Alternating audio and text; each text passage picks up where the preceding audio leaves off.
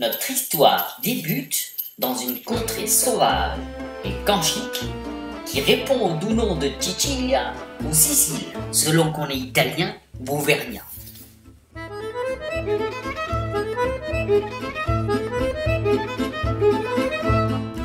Présentons d'abord les protagonistes de l'histoire. La princesse Jweferpipi, aristocrate de la Haute-Égypte, arborant fièrement le blason de la famille des sylphides coconacées. Et voilà le célèbre explorateur Don Castrocolioli, pouilleux de son état, admirer son regard de mouche tsetse. Et puis il y a les badauds, venus admirer ces deux personnages hors du commun, tombés dans les profondeurs de la Ness. La légende veut que, si l'on prête l'oreille, on peut encore entendre la douce voix de la princesse.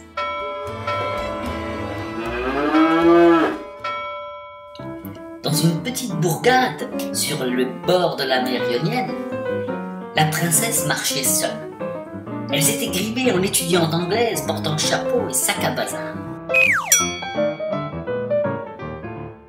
Don Castrocolioli était lui de passage en Sicile, toujours à la recherche de rareté. Il ne quitte plus désormais les lunettes que ses aïeux lui léguèrent en même temps que son intelligence. Ce qui entre nous n'a aucune importance, vu que voir ou penser, il faut choisir. Le vin, c'est français, le vin. L'air nonchalant, un guide vert à la main, elle se promenait dans un dédale de rue, et c'est là qu'il la vit pour la première fois. La première fois.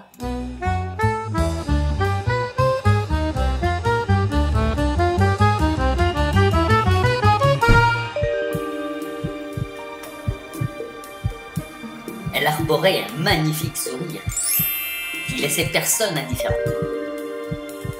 Encore moins Don Castro. Rappelez-vous, il voit mais ne pense pas. Il adopta aussitôt la position du crottal pavaneur. Il osa même la suivre jusqu'en dans les ruines d'Agrigente.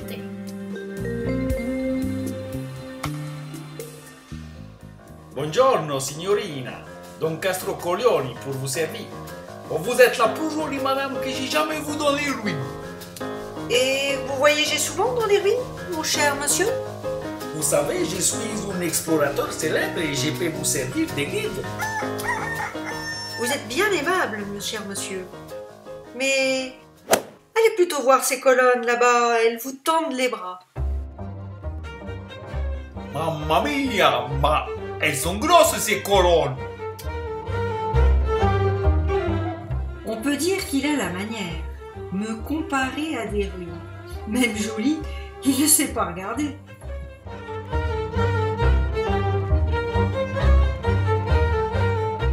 C'est une Anglaise croisée avec une fourrette. Elle passe par ici, elle passe par là. Je vais suivre mon instinct de crottal du désert.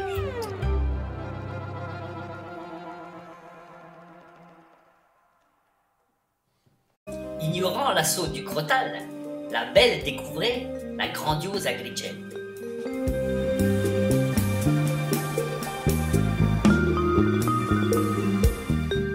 Remarquez en passant l'organe très bien conservé d'Icare.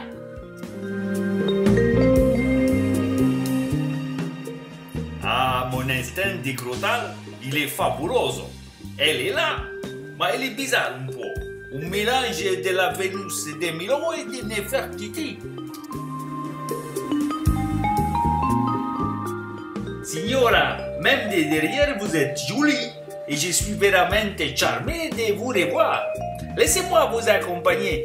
Je vous ferai visiter Catania, Siracusa et l'Etna qui est une grande dragone. Et pourquoi pas? En fait, il est rigolo. Et le lendemain, ils se retrouvèrent pour visiter Catane, une ville merveilleuse, pleine de gens curieux.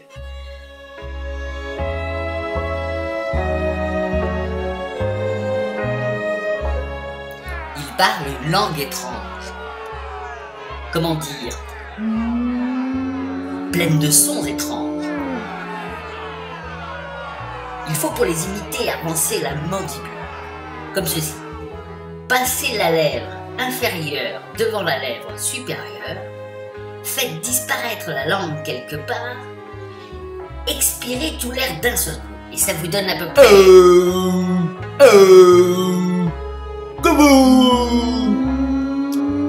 La visite peut commencer, bien sûr, avec l'incontournable et très prisé par les Catanais, Piazza del Duomo. Ils s'y retrouvent le soir pour une petite discute. Oui, oui, vous avez bien entendu, le soir, et pas à 14 h sous un soleil de plomb. Si vous observez bien, la ville est presque vide, à part quelques inconscients, comme ces deux-là. Mais notre brave Castrocoglioni n'avait pas mesuré la résistance et la détermination de la belle chapeautée. Elle voulait tout voir, parcourir toutes les ruelles, visiter tous les monuments, photographier toutes les fontaines, sans jamais se reposer. De toute façon, ils auraient eu du mal à trouver une terrasse ouverte. Alors, notre héros est passé de guide à suiveur de compagnie, de cheval racé à bourricot, ne s'abreuvant que dans les fontaines publiques en priant qu'elle ait un petit coup de mou, comme on dit. Dio mio, fais qu'elle attrape une insolation. Après, nous irons au jardin de Catane. Allons, monsieur Castro, ne l'embinez pas. Allez, Tchou-tchou. Mon Dieu, qu'il est drôle. Le pauvre bourricot supporta, sans rechigner, toutes les visites, même celle de cette place de l'éléphant, symbole de la ville, qu'ils ont représenté d'ailleurs avec un drôle de truc sur le dos. En attendant, elle a l'air plutôt en pleine forme, l'inglaise échapeautée.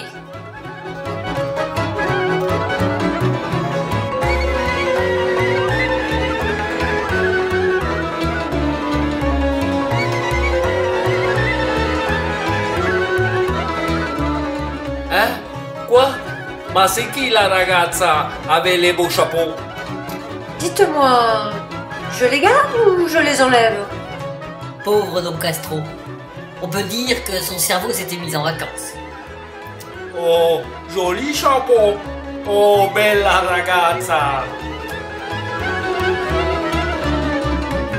Dépêchez-vous de vous laver les mains, on a encore plein de choses à voir.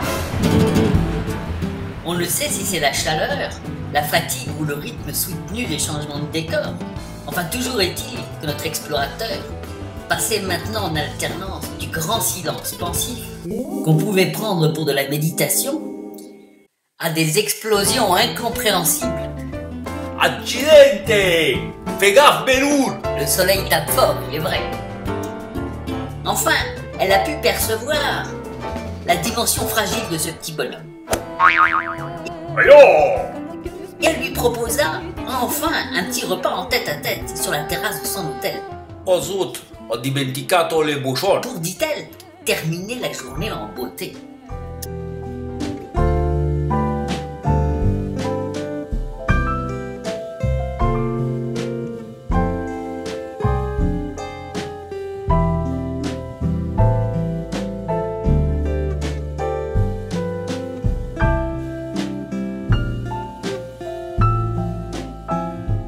Ils ont festoyé et ripaillé jusqu'à l'indécence.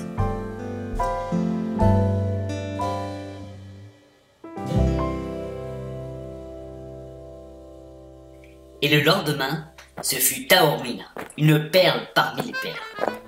Perchée sur un piton rocheux, cette ville offre un panorama incroyable.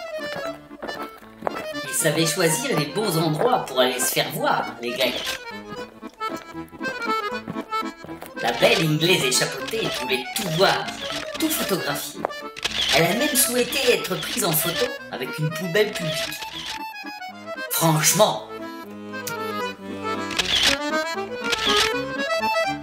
Souris, on est filmé!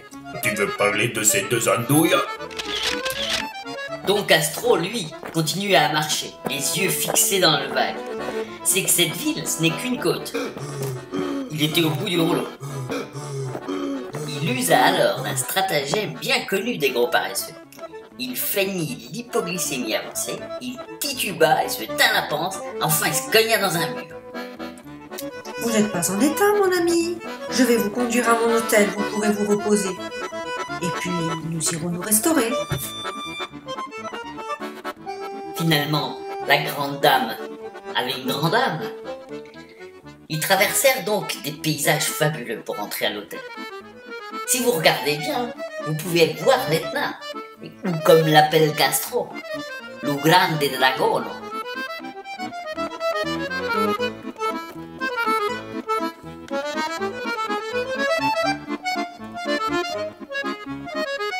Allez, Monsignore Castro, je vous emmène au restaurant. À vélo.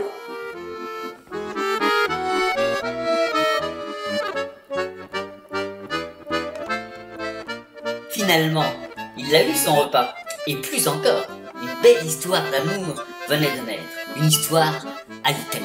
Et non, je ne souris pas. Je suis heureux comme un canard. Et le lendemain, On attaque le dragono avec les dents. après une première partie en 4x4, la terrible montée commença dans les roches noires et chaudes, tellement chaudes d'ailleurs qu'il ne vaut mieux pas y mettre la main. Il avait dit la veille qu'il attaquerait le dragono avec les dents, mais pour être plus exact, il claquait des dents.